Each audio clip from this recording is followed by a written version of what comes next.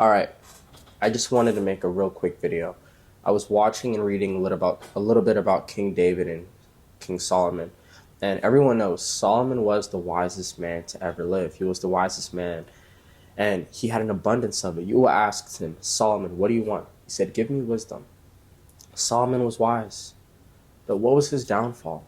Solomon was he was worshiping other idols, making temples, shrines, all these things for other gods. We're only to worship Yahuwah. Yahuwah said, I, Yahuwah, your Eluah, am one.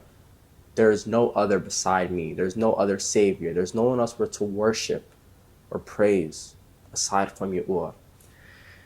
I say that to say Solomon's heart was being pulled towards things that were separate from Yahuwah. His heart was being pulled away. I want to make this video to make this very clear. No matter what it is you're doing, you can be the smartest person alive. You can be the wisest man to live. It doesn't matter how wise or how knowledgeable or how smart you are. If your heart's not in the right spot and it gets pulled away towards other things, it will be the beginning to your downfall. And that's what happened to Solomon. Yeah, he was the wisest man to ever live. Yeah, he had all the money, all the fortune, all the wisdom. But guess what? His heart was being pulled towards things that were separate from Yahuwah, and that began his downfall. I say this to say, it doesn't matter how much you know. It doesn't matter how much you think you know. It doesn't matter how smart you are, how intelligent you are, how much you've accomplished. You need to be assessing your heart daily and in everything you do. Man looks at outward appearance, but Yahuwah looks at the heart. I don't care if you're building an orphanage. I don't care if you're building water wells in Africa for people who need it. I don't care if you're building homes for the homeless. When you do it, it's not just about what you're doing. You have to ask yourself, where's my heart in the process? Why am I doing it?